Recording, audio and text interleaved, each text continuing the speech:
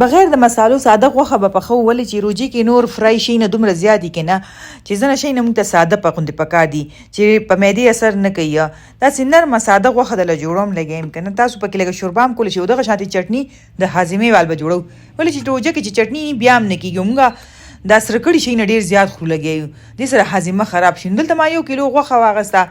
هغې کې ما 1 نیم پیاز واچولو او اوږه شوه او ورسره به پکې موږ ماسته اچوو ماسته چې دی که نه 8 چمچې یا 10 چمچې مچولی شي هیڅ دغه نشته او دې کې به موږ اوبه 1 ګیلاس واچو ورسره به مالګه واچو او پکې د دنیا او د زیرې پاوډر ما میکس جوړ کړی دا مې پکې 1 نیم چمچ واچولو او تور مرچکې چې دی ورکوټي چمچ باندې 1 واچوي او کني لږ تیز خوښوي خو بیا پکې لږ زیات واچوي کوکینګ آیل یا غوړي چې کم شی تاسو استعمالوي هغه هم پکې اچوو به هغه پکې لږ نارمل ځکه زه اچوم که نه چې دا دې کې چربي ده نو دا به ډېر زیات بیا اویل پرې دي خو خیر دا اویل چې دی دا تاسو باد کې روباسلی شئ او بلې کټوۍ کې مې استعمالولی شئ دې کې هېڅ مسله نشته او دا به پریشر ورکو دومره چې دا غوښه نرمه شي نو دا به امر پریشر اخلي موږ ولې امره چټني جوړه کړو د هاضمې والا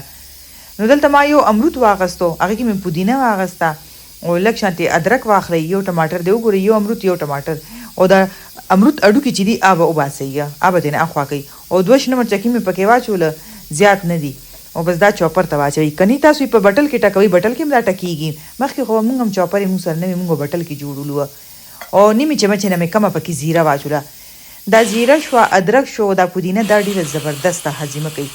او دې کې موږ یو شی بل هم استعمالوو به هغه هم درته اوس ښیم بس دا ما چاپ کو ګورئ او اوس به یې لوښي ته واچو مونږ اکثر د پودینې چټني ډېره زیاته جوړو که نه د شنو مرچکو د پودینې هغه هم ډېره ښه ده هاضمې دپاره او دې کې تاسو اناردانه هم اچولی شئ اناردانه هم هاضمه ډېره ښه کوي نو بس اوس به دا مونږ دې کې ماسته واچو ماسته زیات کم تاسو باندې دی دا اوس تاسو موډ باندې کوي ځنه ته به داسې خوند ورکوي چې داسې دا ټماټرو چټني چې داسې وي او ځنه وایي چې نه لږ ماسته پکې زیات وي زمونږ پکې ماسته زیات اچوو که نه نو خیر زه پکې باد کې هم اچولی شم اوس پکې دا واچوم زه په دې کې ماسته نور هم واچوم خپل حساب سره او بس مالګه یې چک کړئ مزېداره غونته کې دا د هاضمې چټني شوه تیاره دې خو غوښه نرمه شوه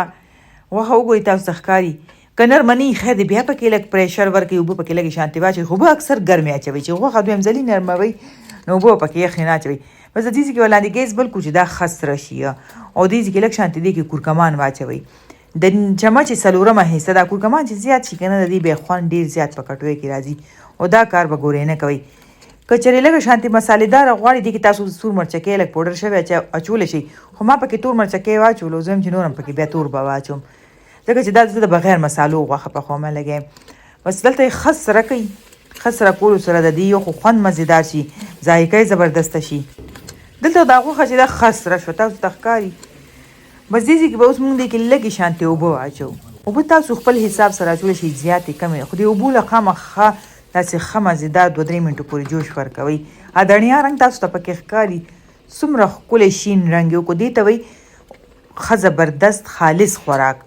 نه پکې ډېرې مسالې شوې نه پکې ډېر او دا شوربه یې دومره مزېداره وي که نه دا دې ګریوي سي